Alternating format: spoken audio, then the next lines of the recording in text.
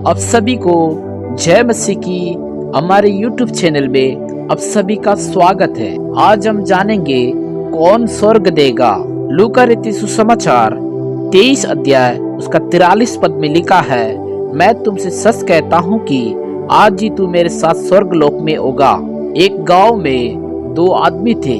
एक दिन वे किसी काम से दोनों मिलके कहीं जाने के लिए निकले। जब वे जा रहे थे तो आपस में कुछ बातें करते जा रहे थे। क्या बातें करते जा रहे थे? वे दोनों आत्मिक बातें करते जा रहे थे। एक विश्वासी भाई था और दूसरा अविश्वासी भाई था। जो अविश्वासी भाई था वह अपनी संसारिक आशीष से बता रहा था जो उसके ईश्वर ने उसको दी थी। फिर विश्वासी भाई ने उससे पूछा, तुम्हारा ईश्वर क्या स्वर्ग दे सकता है?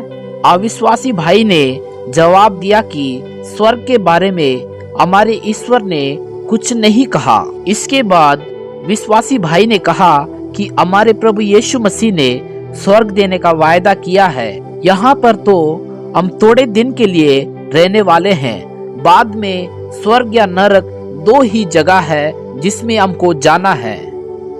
मसीह भाई ने पूछा, अब मरने के बाद कहाँ जाएंगे? अविश्वासी भाई ने कहा कि इस विषय पर हमको कुछ नहीं बताया गया है। तब विश्वासी भाई ने स्वर्ग के बारे में इस भाई को बताया। सचमुच आज स्वर्ग के बारे में बताने वाले बहुत कम है। केवल यीशु ही स्वर्ग के बारे में प्रचार करता था। उसका पहला प्रचार था मत्ती रचित सुसमाचार 4 अध्याय उसका 17 पद में लिखा है, मन फिराओ क्योंकि स्वर्ग का राज्य निकट है। यह सच्चाई है कि बहुत जल्दी हम मर जाएंगे और इस संसार को छोड़ देंगे। इसके बाद कहाँ जाएंगे? यहाँ केवल हम मसीह लोग ही जानते हैं, क्योंकि हमारा गुरु यीशु मसीह हमें स्वर्ग देने वाला है। उसने एक चोर से कहा, मैं तुझसे सच कहता हूँ कि आज ही तू मेरे साथ स्वर्ग लोक में होगा। लूका रचित सुसमाचार 23 अध्याय उसका 43 पद में लिखा है, और वह तुरंत उसी दिन यीशु के साथ स्वर्ग में चला गया। उसके चेले उसके पास आज स्वर्ग में है। प्रेरितों के काम 7 अध्याय उसका 55 और 56 पद में लिखा है। दूसरा तीमुथियुस 4 अध्याय उसके 7 पद में पौलुस कहता है कि मुझे स्वर्ग में मुकुट मिलेगा। फिलिपियो 3 अध्याय उसका 20 पद में पौलुस कहता है, वह कहता है कि हम लोग स्वर्ग के नागरिक हैं। पहला पत्रस 2 अध्याय उसके 11 पद में पत्रस कहता है, यह संसार में हम परदेसी और मुसाफिर है। सचमुच स्वर्ग है और नरक भी है। मरने के बाद इन दो जगहों में से किसी भी एक जगह में हर एक को जाना पड़ेगा।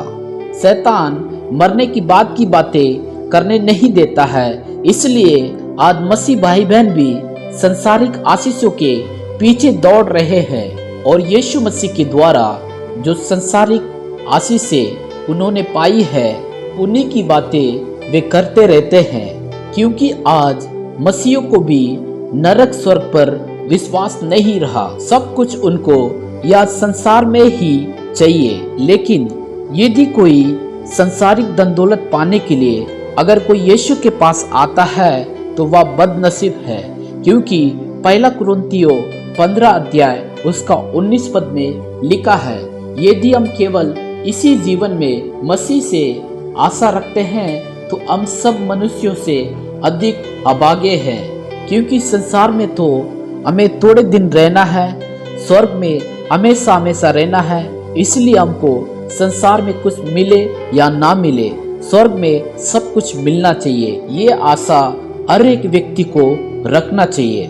आज हमारा विषय पहले स्वर्ग पर विश्वास करें। आज के विषय के अनुसार पहले हमें स्वर्ग पर विश्वास करना है और उसके बाद सबको बताना है। केवल स्वर्ग यीशु ही दे सकता है। स्वर्ग के लिए आत्माएं जीतना है।